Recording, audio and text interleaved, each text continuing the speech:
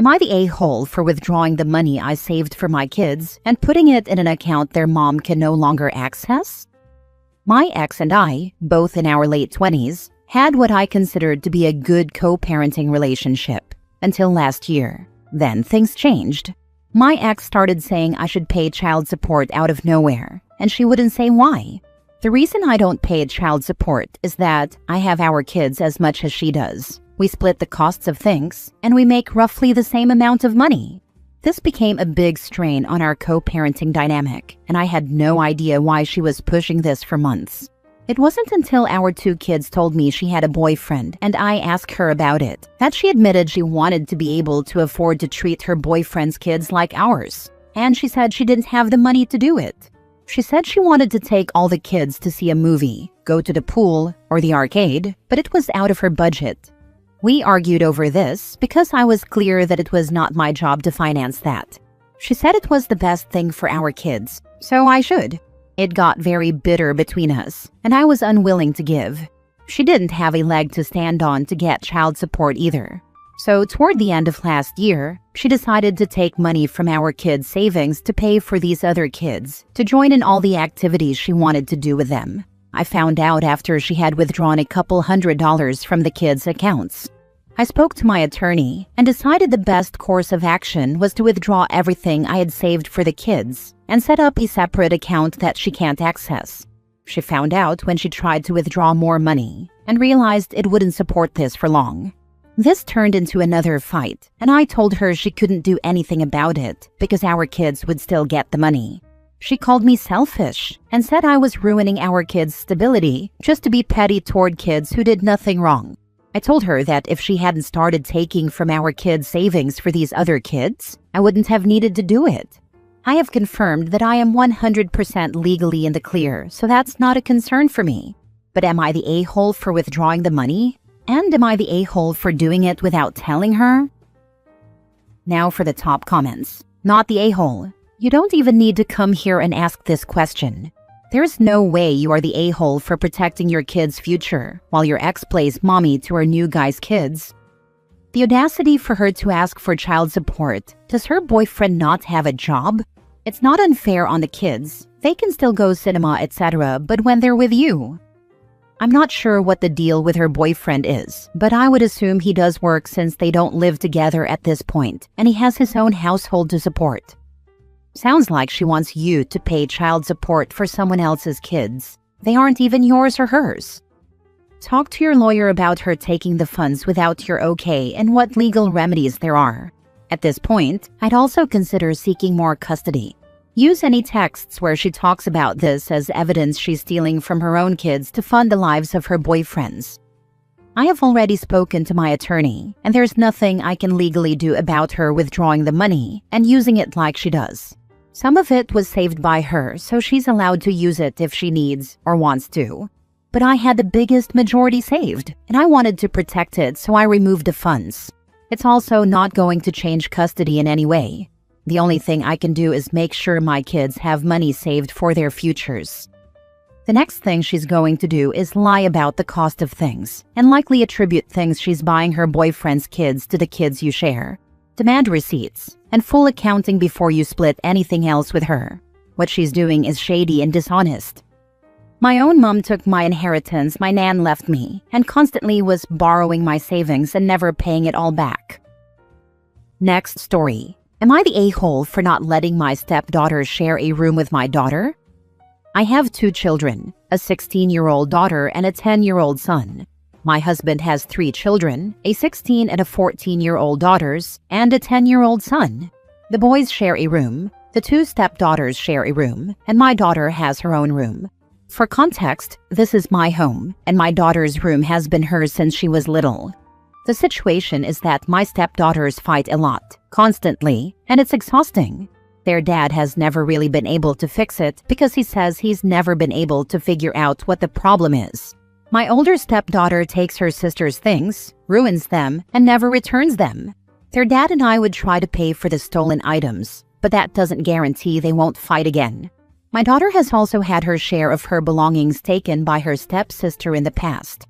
I addressed it by getting her a lock for her room. which my husband did not agree with because his younger daughter wanted a lock as well, but that wouldn't have worked since she shares a room with her sister. After a series of big fights between the stepdaughters, my husband said the only solution was to get them away from each other by having the older stepdaughter move into my daughter's room. I said no for several reasons. First, that stepdaughter is basically a thief, and she would start stealing from my daughter. Second, this is my daughter's room. Even if he argues that it isn't fair that his daughters are stuck in one room, while my daughter gets a room to herself. He begged and said he felt like the fighting was never going to end and that this was the only solution. I suggested mixing the boys with the girls, but he said absolutely not. Boys never share with girls, period. I said I wasn't going to allow what he suggested, and we ended up fighting. He called me selfish and unsupportive because I said he needs to handle his own daughters. He said he would go stay with a friend because he could no longer handle the fighting. He also said he wouldn't come back until I agreed to let his older daughter move in with my daughter. I lashed out and said no way. He asked if this was the hill I was willing to die on, and I said yes, which escalated the problem. Now he's been gone for 2 days, and I'm left to listen to my stepdaughters yell at each other. He's using this as a way to hopefully get me to cave and say yes, but I can't imagine doing this to my daughter. No configuration of rooms will stop the thief from thieving. Gotta nip that issue in the bud. Where are the consequences for the thief? Rather than simply replacing the item she ruins, all she has learned is that she can take as she pleases. You're not the a-hole. Your daughter's room is her safe space, and you shouldn't have to force her to share it with someone who steals and causes drama. Your husband needs to handle his daughter's behavior, not push the problem onto your child. Where is their mom? Is she on the picture? Because then I would pack up the kids and drop them off there. She left 2 years ago with her foreign husband to his home country. She talks to the girls via social media and video calls, but does not play a major role in their lives. Doesn't seem to care as long as the girls are taken care of. She thinks this stuff, the fighting and stealing, is no big deal. Soft, you're the a-hole for letting this go on this long. You did the right thing by giving your daughter a lock for her room, but there should have been consequences for stealing in the first place. Replacing the items the oldest stepdaughter stole and destroyed only showed her that there wouldn't be any repercussions for her actions. This should have been stopped a long time ago. Unfortunately for you, you didn't marry an adult man. You married a man-child, whose solution is to make his oldest daughter's behavior literally anyone else's problem but his own. If you're serious about this being the hill to die on, then you need to call him to pick up his kids before you call CPS and/or their mother, if she's even in the picture, about him abandoning his children because he can't be bothered to parent a problem he's been enabling. Otherwise, you're enabling his poor behavior as well. I agree, 100%. However, both stepdaughters would act out if I try to get involved and play mom, as they say. I stopped trying after my husband said the girls didn't appreciate me meddling in their life. Question: since he doesn't want you meddling in their lives, is that reciprocated towards your kids? Yes, but only when it comes to my daughter since she's older than her brother. Next story. Am I the a-hole for taking my siblings to Disney and not my sister-in-law's kids? So my husband, 27 male, and I, 25 female, have been married for 2 years. A year ago, we moved from Colorado, where I'm from, to Florida, where he's from, and bought our home that same week. 3 months ago, his sister, 30 female, and her 3 kids, 8 and 5 females, and 3 male, moved in with us because she was having a hard time keeping up with rent as a single mom. If I'm being honest, I wasn't too thrilled about this, as I would love to have privacy with my husband, and her kids are quite obnoxious, rowdy, and disrespectful. But at the end of the day, they are now my nieces and nephew. I grew up with a single mom until she remarried years later, and I believe what goes around comes around. So my husband and I do try to help with childcare and cook extra food so they can all eat, though that could be a whole post on its own. I will give her credit. She is hustling and practically working every day, and I know she wants her own place. Fast forward to now. In 2 weeks, my 16-year-old brother and 14-year-old sister are coming to visit from Colorado, just the 2 of them. It will be their first time traveling alone on a plane without adults, so they are super excited. We plan on taking them to Universal Studios, Disney World, and a water park at Universal. They've never been, so they are thrilled. My sister-in-law only found out about these plans because she asked what we planned on doing while they're here. We told her, not thinking it would turn into a full-blown argument like it did. She was upset that we aren't taking her kids and have never offered to take them since they've never been. I'm genuinely confused by this because I don't feel like that's our responsibility.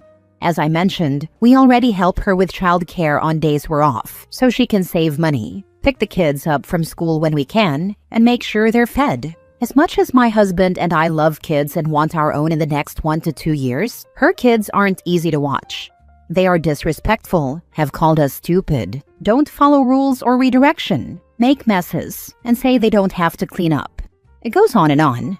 Honestly, watching 3 children who behave like that in a big, busy amusement park where you have to be extra cautious sounds like my worst nightmare.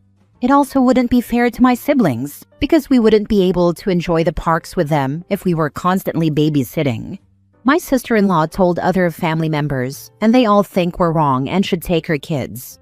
They also argue that we paid practically nothing for the tickets. We got family members and friends who work at each park to get us in. Disney was free, and for Universal, I paid my friend $200 total for 4 tickets. My husband and I simply don't want to take them. I'm not sure if that makes us evil, but we don't. I just wanted opinions to see if we're actually being rude for not bringing them along.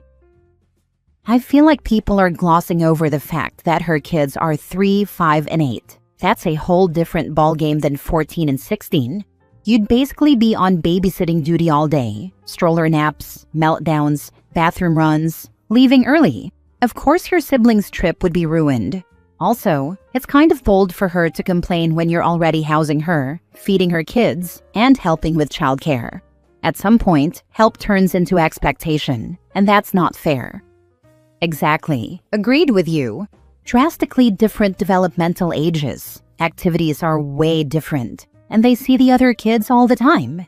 Mom should take her kids to Disney at a different time, so she doesn't miss out on the experience with them. It hits different when they're little. Aunt and uncle could go then too.